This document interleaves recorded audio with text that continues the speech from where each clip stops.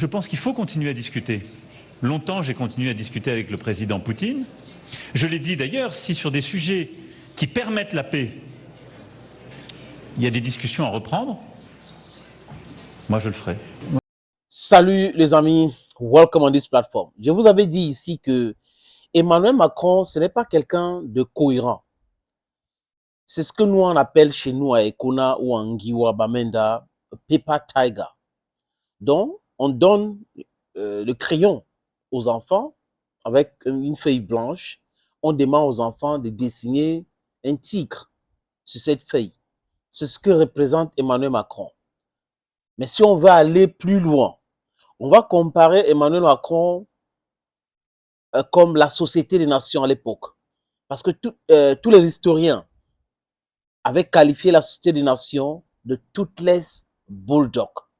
Bon, ils ont créé les Nations Unies avec le Conseil de sécurité, que les Africains n'ont pas leur mot à dire là-dedans. Et c'est pour cette raison que nous pensions que les Nations Unies ne servent absolument pas des intérêts des pays africains.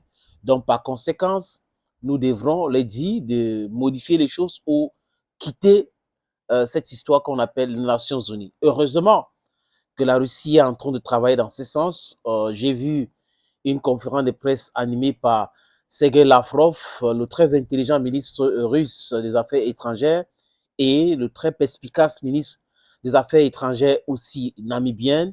Dans ce sens, il disait qu'il faut protéger les intérêts de l'Afrique et il faut une refonte réelle du Conseil de sécurité des Nations Unies et donner un droit de veto à un pays africain. L'Afrique doit avoir un droit de veto. L'Afrique aussi doit avoir les armes pour se protéger contre l'impérialisme occidental. Les amis, Emmanuel Macron dit quelque chose et son contraire. Emmanuel Macron, d'abord en Israël, après le 7 octobre de l'année dernière, où il y a eu des attaques des Palestiniens et représailles, Emmanuel Macron arrive pour dire qu'il faut une coalition type Daesh. Tout le monde s'est moqué de lui et l'Élysée s'est rétracté en essayant d'expliquer. Emmanuel Macron était allé en Chine pour dire que les Américains ne doivent pas vassaliser les leaders européens. Du moins, l'intérêt américain n'est pas forcément l'intérêt américain concernant le Taïwan. Dans l'avion, Emmanuel Macron était obligé de se dédire. Donc, c'est quelqu'un que quand il parle, il faut faire très attention. Cette année même, il organise quoi, les amis? Une conférence au forum pour aider l'Ukraine. Sur les 27 membres de l'Union européenne, 26 étaient présents. L'Italie, de Meloni avait dit non. Ça ne les intéressait pas de venir à une invitation d'Emmanuel Macron parce qu'il aime faire le show. Il appauvrit l'Afrique. Il fait en sorte que les gens nagent vers la mer Méditerranée pour aller à Lampedusa. La majorité sont ivoiriens. Allez comprendre pourquoi notre papa Alassane Dramane Ouattara est en train de raconter des bobas selon laquelle il est en train de développer la Côte d'Ivoire, alors qu'il a endetté la Côte d'Ivoire à un niveau gravissime de l'histoire. Oh, Barbeau. Bon, espérons qu'il deviendra président très bientôt pour essayer d'organiser les choses, pour laisser la jeune génération continuer de gérer ces pays-là. Parce que là, quand il parle de Ouattara, il parle de 35 000 milliards de dettes et 3 000 milliards a été utilisé pour construire les ponts et les routes. Donc, 32 000 milliards est parti où? Les agriculteurs qui font dans le cacao culture, pourquoi est-ce qu'on les maltraite comme ça? Qu'est-ce qui explique le fait que les prix sont un peu importantissimes ailleurs et en Côte d'Ivoire, on parle de stabilisation? En fait, c'est toutes ces choses-là, les amis. C'est important de temps en temps d'intéresser, de parler de certains de ces sujets dans nos podcasts.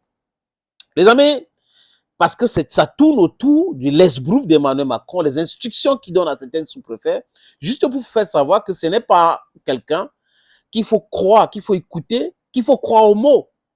Emmanuel Macron, après cette forum, dit quoi? Dit que toutes les options sont sur la table, même envoyer les troupes en Ukraine. Là, j'avais compris et il y a plusieurs podcasts ici qui vont dans ce sens. J'avais dit ici, ça veut dire que les Européens sont en train de vouloir exposer le fait que l'Ukraine a déjà perdu, pas en train, l'Ukraine a déjà perdu. Parce qu'ils ont totalement perdu le temps pour dire ça. Donc, c'était en quelque sorte le commencement de début d'explication que l'Ukraine perd la guerre lamentablement.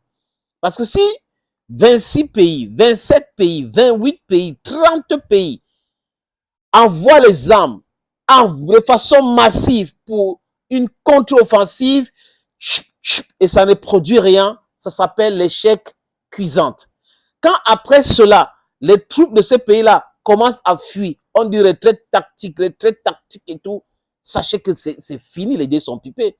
Quand on commence à vous dire que Odessa, c'est qu'ils veulent sauver Odessa, ça veut dire que Odessa est en train de s'écrouler, les amis.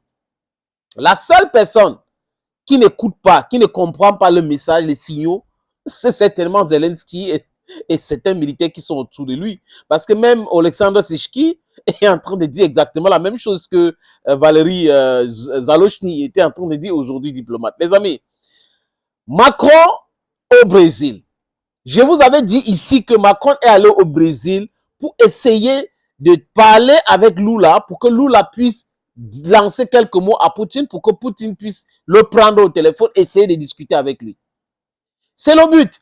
Parce que tout ce qu'il a essayé de faire pour monter les muscles, on a dégonflé. Vous voyez que quand vous avez votre ballon, quand on était petit à Econa, on jouait à Presbyterian School Econa, and we're playing the end. Ici, le ballon entre chez Mr. Michael, je crois que c'était comme ça, Mr. King, ça touche la toiture, il va prendre le ballon, il va percer. Donc, quand vous voyez un truc gonflé comme ça, même quand il est en train de gonfler, il est en train de gonfler. Et quand Poutine dit un mot ou une autorité russe dit un mot, ça le dégonfle automatiquement. C'est ce qui s'est passé. Et son idée d'envoyer les troupes et tout, il a constaté que même les militaires sont très remontés. Les militaires ne sont pas pour cette histoire parce qu'ils savent que ça allait verser les sangs pour rien. Si c'était un adversaire petit et tout ça là, oui, les gars devaient bomber le tour, on devait voir les généraux sur les plateaux. Oui, mais ils ont essayé, mais le message ne passe pas, les amis. Les amis, je vais vous faire écouter Emmanuel Macron. Juste un extrait, quelques secondes seulement. Emmanuel Macron, aujourd'hui, accepte qu'il faut discuter la paix en Ukraine. En conférence de presse avec Lula, je vous avais dit que la présence d'Emmanuel Macron, ce n'est pas des histoires d'économie, a fait ceci, tout. Non, ce n'est pas ça. Le but, c'est qu'il y a le G20 qui va s'organiser au Brésil.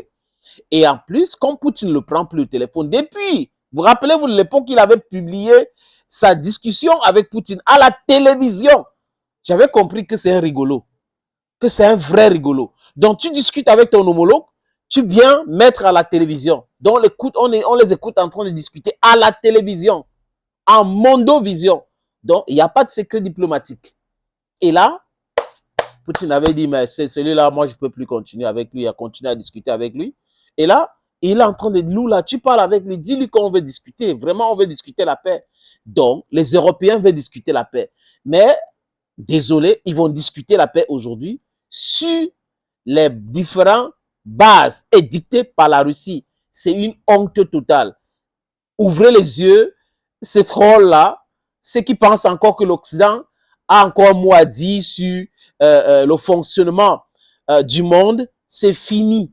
C'est fini. La guerre en Ukraine les a exposés. Ils auraient aimé aujourd'hui, je pense qu'ils sont en train de réfléchir que pourquoi on a pu faire cette erreur. Parce que si les Occidentaux négociaient avec la Russie, ils devaient continuer à mater tout le monde. On ne devrait pas savoir que les armes tant vantées, la technique, les sanctions et tout ça, c'est du lesbrouf. Heureusement, le Dieu des Africains était debout pour dire 700 ans de souffrance